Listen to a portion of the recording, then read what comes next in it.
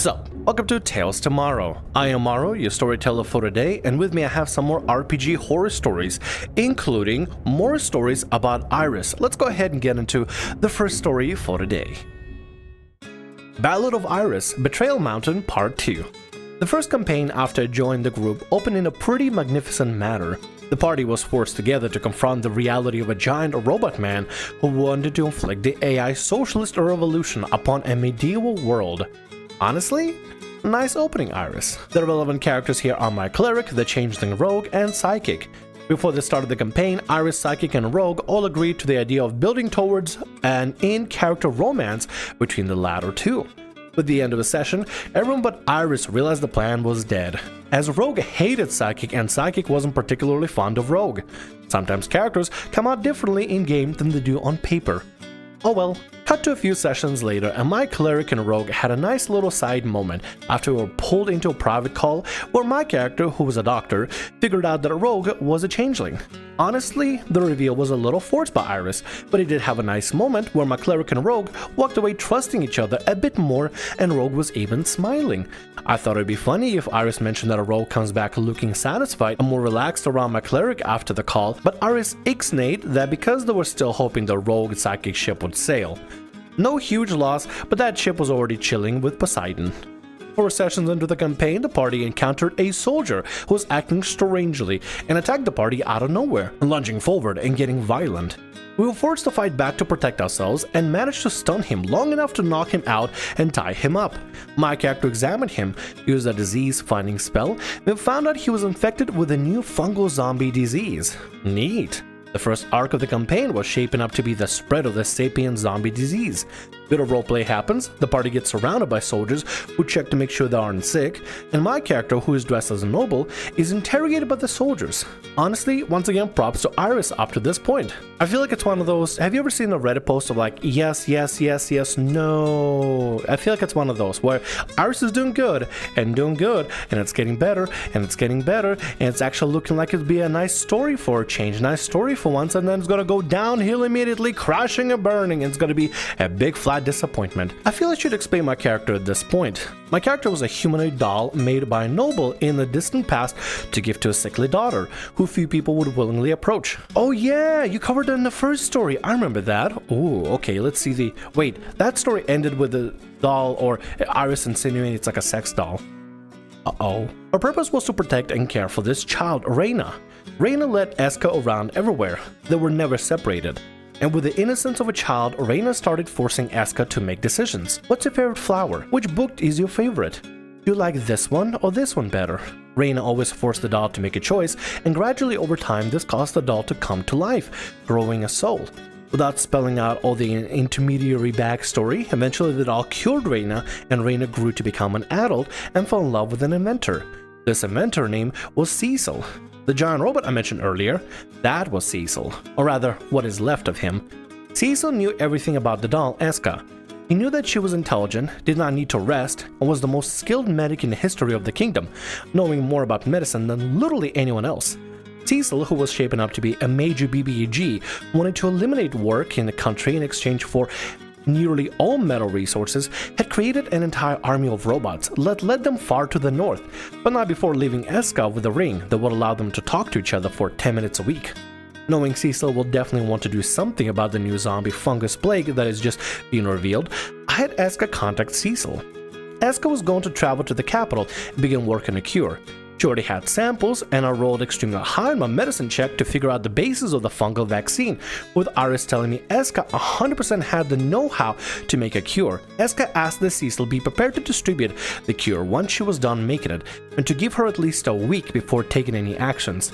Iris said that Cecil agreed. Once again, I would like to mention that Cecil knows Esca is essentially built for this, and he is 1,000 miles north of the capital and can't teleport anyways, right? Fast forward 3 days in the game, 1 session since we fought the knight.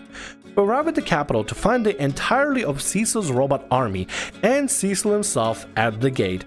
Somehow they all ran across several rivers straight south around 1,000 miles in time it took us to travel a little over 100 miles. We arrived just in time to see Cecil blow up the city wall of the capital and send his army in as he turns to Esca. Why didn't you wait? I asked. You told me you'd wait. You agreed. You were taking too long. I'll take the resources in the castle and make the cure and distribute it, the giant robot replies. You didn't even know anything about medicine. Why wouldn't you wait? You know I could have accomplished this.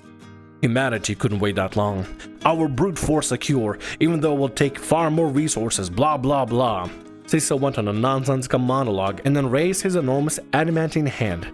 Now turn around and leave.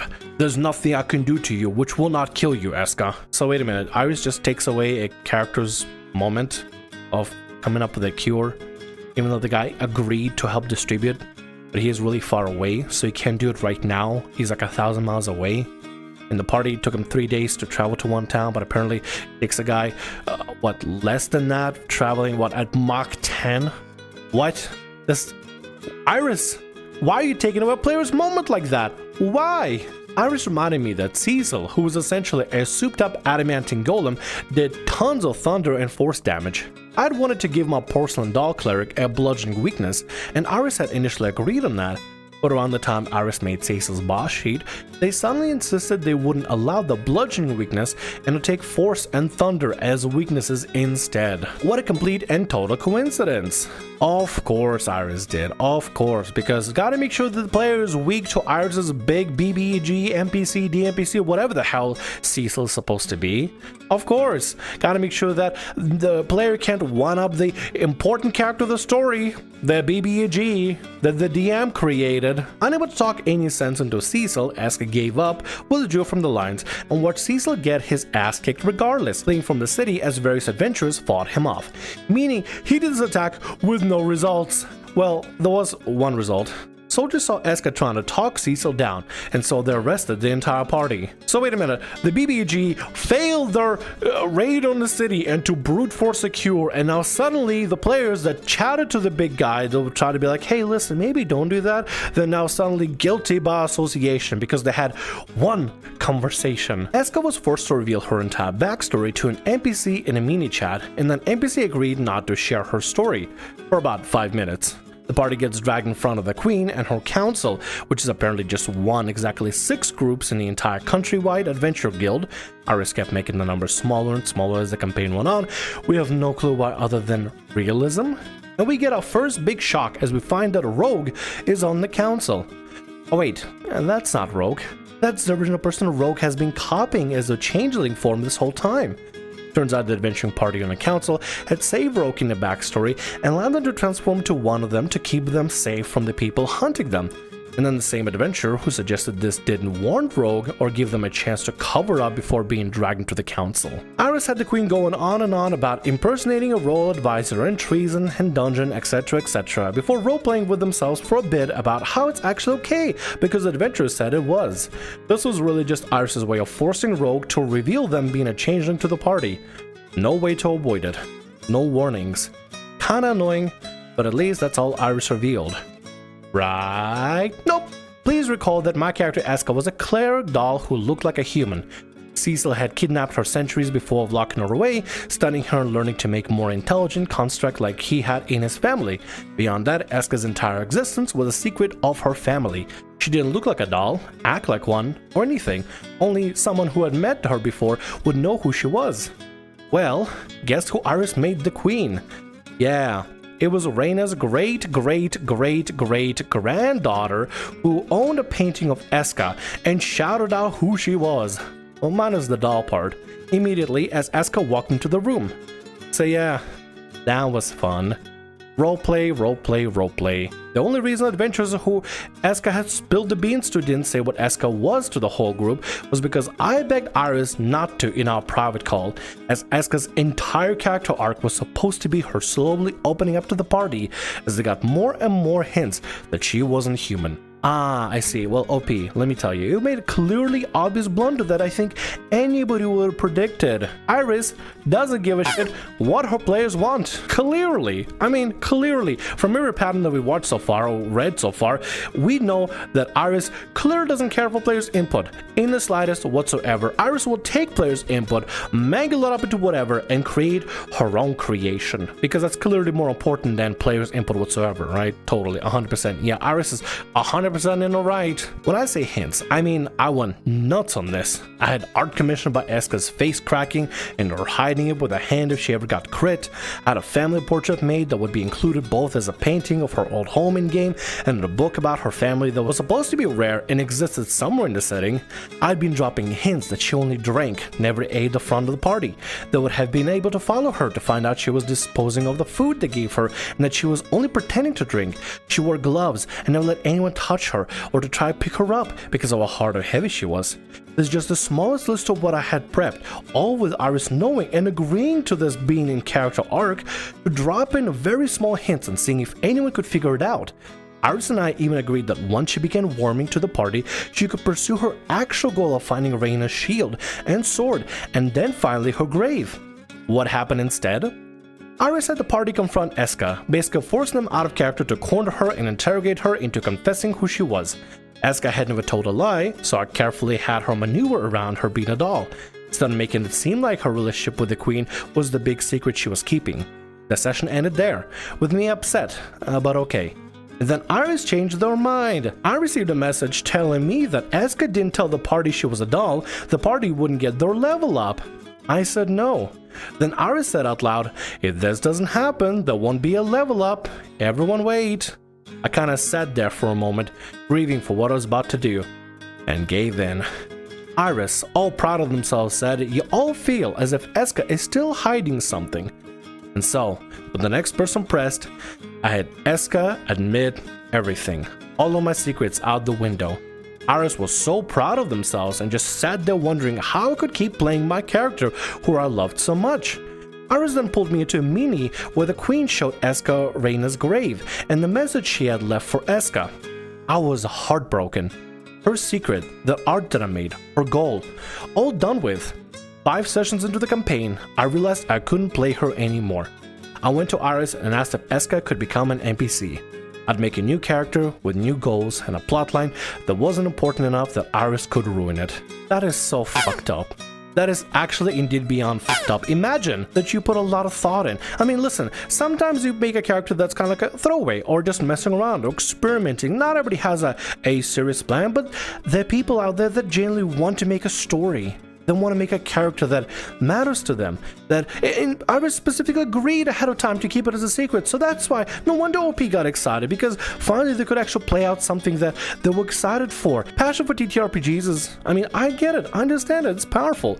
And when somebody like Iris ruins that, that's heartbreaking. OP, you deserve better. You deserve better treatment than what Iris have done. It's another gotcha that Iris is pulling. It's like Iris agrees to something the player wants to do and then goes, gotcha. What you wanted to happen did not happen because it happened how I wanted to happen, because I'm clearly the most important person for storytelling in this campaign. I'm trying to figure out how to move the thumb so it looks like it's pointing at me instead of this way. Anyway, Iris sucks, dude. Iris sucks so much. Iris approved the change. Esca did the roles to make the cure for the plague, become an NPC that lived at the castle, and I brought my dumb shorty.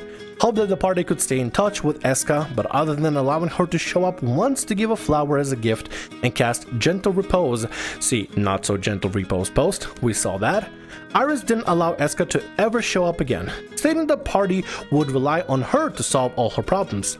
This was said on a meta level at any time a party member in-game talked about wanting to go see Esca, even if they didn't have any problems.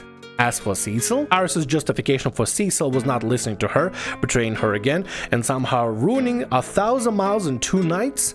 He cracked his soul when he put it in the robot, so he couldn't make smart decisions anymore. Had been led to believe that Cecil was a BBG we could negotiate with, but he was just another trap. Another way for Iris to show how superior they were to all our plans and ideas.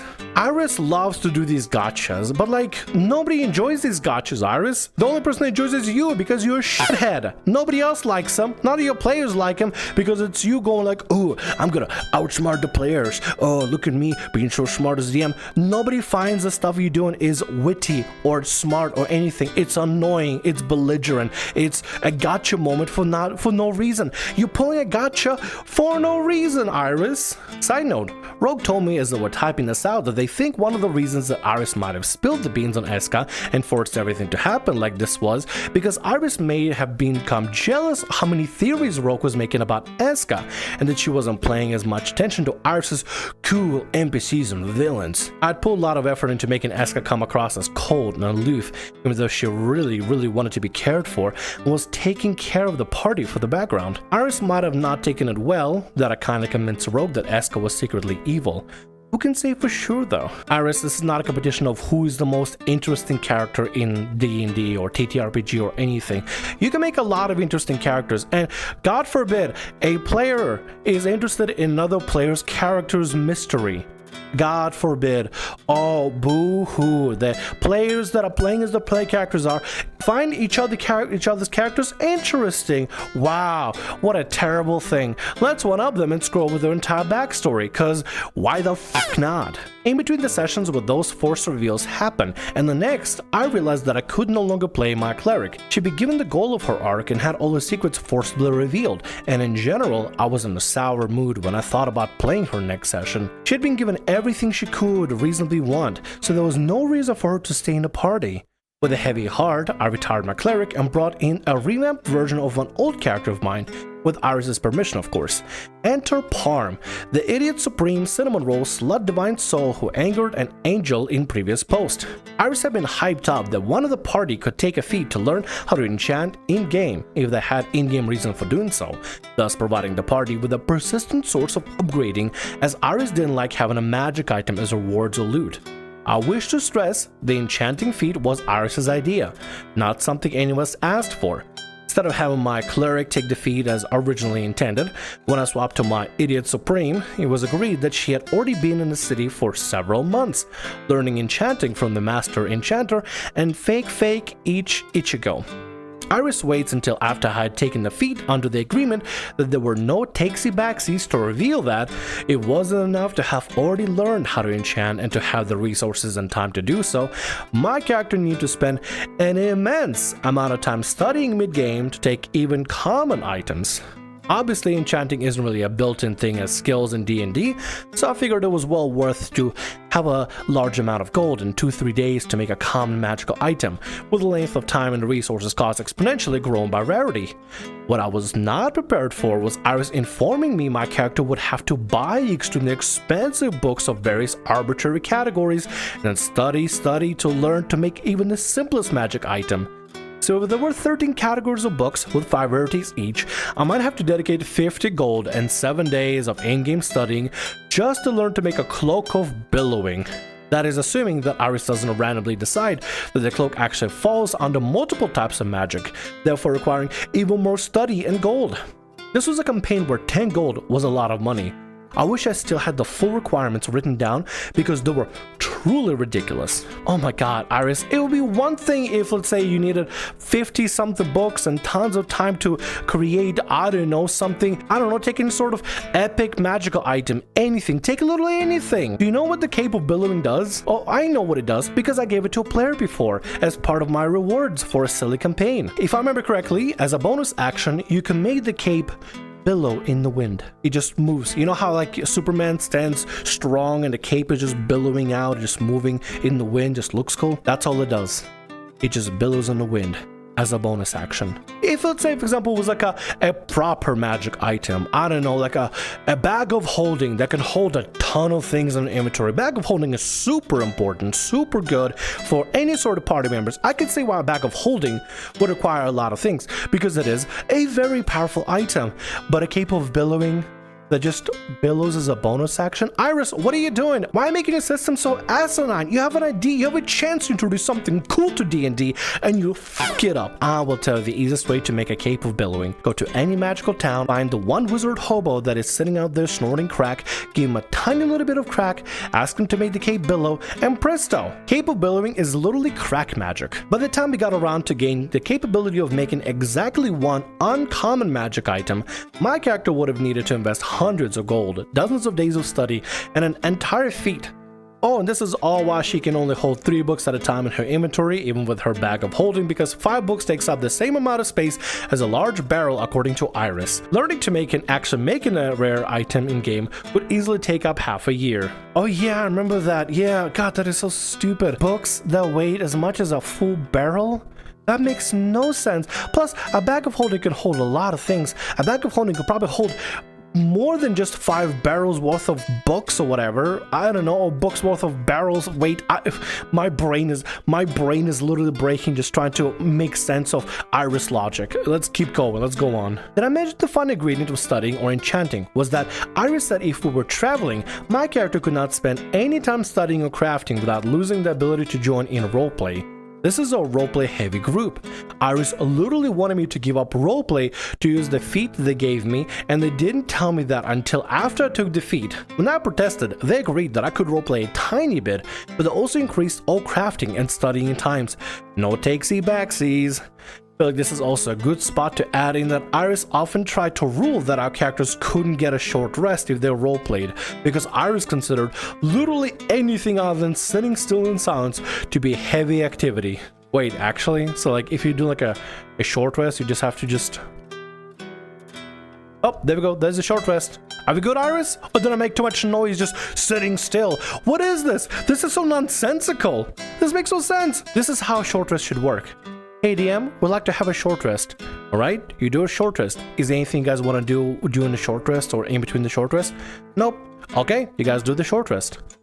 Done. This is an actions of a control freak that's trying to control what the party does and how they do it, just so that it can be fully in control of everything. Why? What? I know why. Because Iris wants to be in control. That's at the end of the day the problem. Iris just wants to be in control because Iris thinks they're the most important person in the story, in anything. So that fake lich I mentioned earlier, that was in one of the first stories, Indigo was a lich who didn't want to be one anymore, but ran his shop, pretending to be a spooky fake lich cosplayer as kind of a theme. He and Parm were establishing to be good friends, and Indigo was the one who made the Raised Dead scroll from a previous story. We couldn't afford to pay for the scroll outright, so Indigo agreed to exchange the scroll for getting the study Rogue's spell thief abilities for 14 days. This amount of time was supposed to be a pretty good fit since Rogue was about to miss 2 weeks worth of sessions on a vacation. Iris claims what happened next was a result of them changing their plans because we liked Indigo too much. I'm not convinced that's true, as Iris lied to us constantly in and out of the game.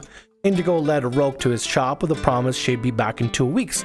Cut to a scene in Indigo's shop, and Lich friend ties Rogue to a table and announces he's selling her to Cecil. Yes, the Cecil from above.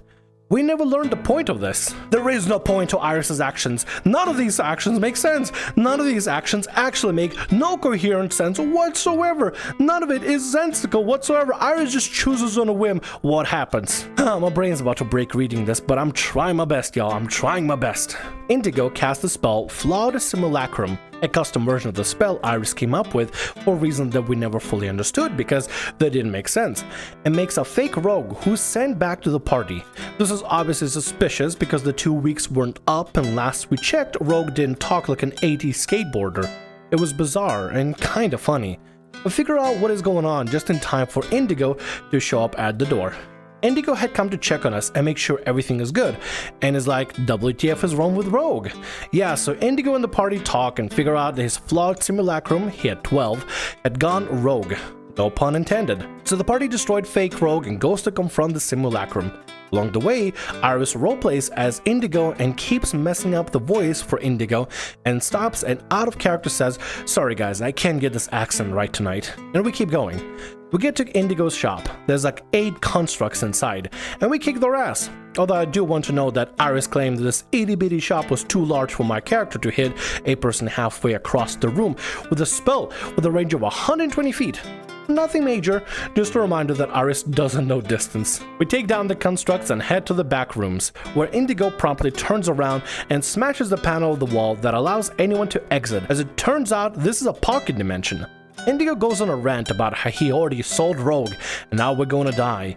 We beat his ass without using proper attacks in an honestly hilarious moment, as everyone refuses to treat this lich as a proper foe, biting, punching, and smacking with sticks until he turns to snow because, surprise! Yeah, that was a simulacrum too. Iris announces we are locked in and it will take like 3 days of work for my Enchanting to fix the panel. Barbarian, bless her soul, attempts percussive maintenance on the panel, smashing with a punch. Things rapidly go downhill from there. I'll spare you the worst of it, but Iris declared we were trapped in this featureless, brightly lit room with nothing in for 14 days before the real Indigo shows up to save us. Unfortunately, this triggered a panic attack out of me IRL, as suppressed memory of being locked in a room for long periods of time surfaced. I eventually recovered, but the idea of our characters only surviving off Ranger's good berries and being completely helpless in a featureless environment was awful. Iris claimed this was their special way of making us time skip 14 in-game days before we could try to go rescue Rogue. Also, Iris mocked us for not realizing the simulacrum Indigo was fake. I kept changing accents as a hint. Never mind, they had told us out of character they couldn't keep their accents straight.